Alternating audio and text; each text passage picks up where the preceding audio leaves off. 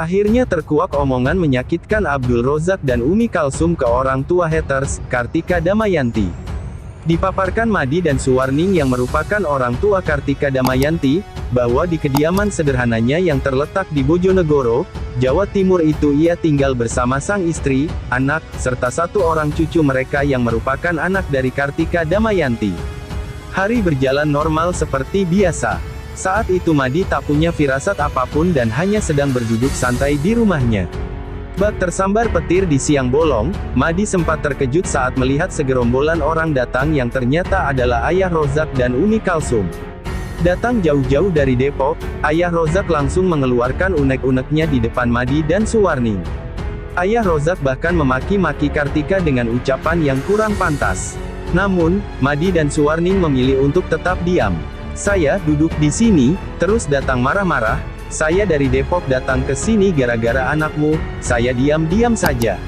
Madi dan Suwarning lantas mempersilahkan ayah Rozak dan Umi Kalsum untuk duduk. Akan tetapi tawaran tersebut justru ditolak mentah-mentah oleh keduanya. "Saya suruh duduk gak mau, akhirnya ia mondar-mandir mencaci maki saya itu," tambah Madi. Madi dan Suwarning semakin syok saat mendengar pernyataan kedua orang tua Ayu Ting Ting yang nekat ingin mencari Kartika di Singapura. Namun, polisi yang saat itu hadir mendampingi kedua orang tua Ayu Ting Ting mencoba untuk menenangkannya. Bapaknya dicaci maki, "Ya syok lah ya, bapak ini jantungnya berdebar-debar terus, kan ada Pak Polisi toh di sini." Gak apa-apa, Pak Polisinya bilang gitu." Pak Madi sempat syok itu, "Ramai ini tetangga semua ke sini," ucap Suwarning. Abdul Rozak justru sangat kesal. Ayah Rozak lantas menyebut bila Kade tak berhak membenci Ayu Ting Ting dan Bilkis. Ayah Rozak menilai bahwa kelakuan Kade lebih parah ketimbang apa yang dia lakukan di Bojonegoro. "Emang dia siapa? Kok bisa membenci keluarga ayah? Sangat keterlaluan banget," kesal dia. Ayah Rozak meyakini Kade menjadi sok pemberani karena posisi tidak berada di Indonesia. "Dia berani karena dia ada di luar negeri," ujarnya. Ia juga menyinggung kediaman Kade dan orang tuanya yang berada di wilayah desa. Tak segan ayah Rozak juga bahas soal status sosial keluarga Kade yang kini disebutnya berbeda dari keluarga Ayu Ting Ting. "Coba tinggalnya aja di kampung. Ayah juga kesana gak cuma berdua sama ibu doang, sama aparat juga," pungkasnya. Ancaman mengerikan ayah Rozak buat orang tua Kade takut. Sempat ditutupi, ancaman mengerikan yang diucap oleh orang tua Ayu Ting Ting akhirnya bocor. Hal itu diungkapkan Edi Prastio selaku kuasa hukum orang tua Kade. "Iya betul ada ancaman, nanti kalau kamu nggak mau telepon anakmu dalam waktu 30 menit, kamu tak bawa, tak penjarakan sebagai jaminan," gitu bahasa yang disampaikan, ungkap Edi, saat dihubungi wartawan, Jumat, tanggal 11 September tahun 2021. Apalagi, pembicaraan tersebut disebarkan ke publik, sehingga orang tua Kade merasa tidak terima dan takut. "Iya Abdul Rozak, itu disampaikan dan ada bahasa lagi yang kurang etis lah sehingga tidak bisa kita sampaikan di publik," ucap Edi. "Nanti biar kita sampaikan dalam proses penyidikan maupun penyelidikan kepolisian yang melakukan pengembangan tersebut," sambungnya. Menurut kuasa hukum Ayu Ting Ting Minola Sebayang, pemutarbalikan fakta hukum oleh pihak Kade sudah sangat keliru karena posisi korban sejak awal ada di pihaknya.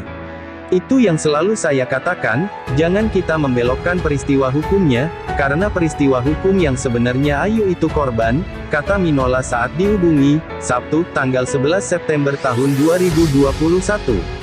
Minola mengkhawatirkan, jika kekeliruan ini terus berlanjut, bakal ada pembenaran lain untuk melakukan penghinaan. "Kalau kita membelokkan, nanti orang akan menganggap boleh menghina orang lain," ujar Minola.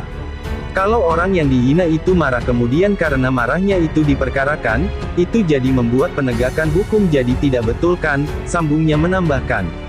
Pihak Ayu Ting Ting menilai bahwa aduan yang dilakukan orang tua Kade sendiri merupakan hak sebagai warga negara. Walaupun, pihak Ayu sangat menyayangkan karena pada faktanya orang tua Kade tidak ditindak secara hukum. Ayah Rozak dan Umi Kalsum sendiri dinilainya datang bersama aparat, oleh karenanya tidak mungkin melakukan tindakan yang intimidatif. Nggak mungkin dibiarkan ada ancaman, nggak mungkin ada intimidasi. Oh, akhirnya anaknya nggak pulang, ibunya juga nggak ditahan kan, ibunya juga nggak dicari, nggak diapa-apain kan, ibunya menyimpulkan.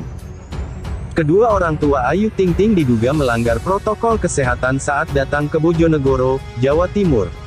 Klaim tersebut dilayangkan Edi selaku kuasa hukum Kartika Damayanti yang merupakan haters Ayu Ting Ting. Diduga kedua orang tua Ayu Ting Ting melanggar undang-undang karantina kesehatan di masa PPKM ini. Hal itu karena kedua orang tua Ayu Ting Ting pergi keluar kota saat masa PPKM. Kami sendiri dari KPI Jawa Timur akan melaporkan Abdul Rozak dan kawan-kawannya dengan laporan pelanggaran Undang-Undang Darurat Karantina dan Kesehatan, ujar Edi saat dihubungi baru-baru ini. Edi mempertanyakan kehadiran orang tua Ayu Ting Ting saat itu di Bojonegoro. Bagi Edi, seharusnya hal itu tak dapat dilakukan di masa pandemi ini, ia pun mempertanyakan kasus ini.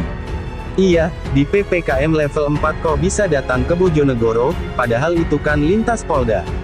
Itu yang dilalui 4 Polda.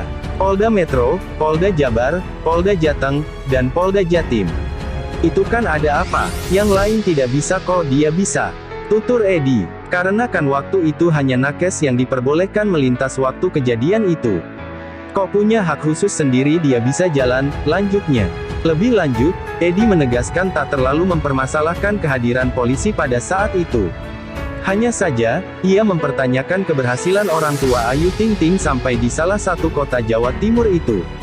Ia patut dipertanyakan, ada apa dan anehnya kok bisa ke rumahnya orang tua KD itu minta bantuan polisi. Kalau kita sih tidak mempermasalahkan itu, tapi apa yang terjadi, kan gitu. Kok bisa seperti itu? Tegas Edi. Ia dapat pengawalan untuk mediasi ke sana kan? Ada apa dengan hal ini? Kan gitu loh, tanyanya lagi.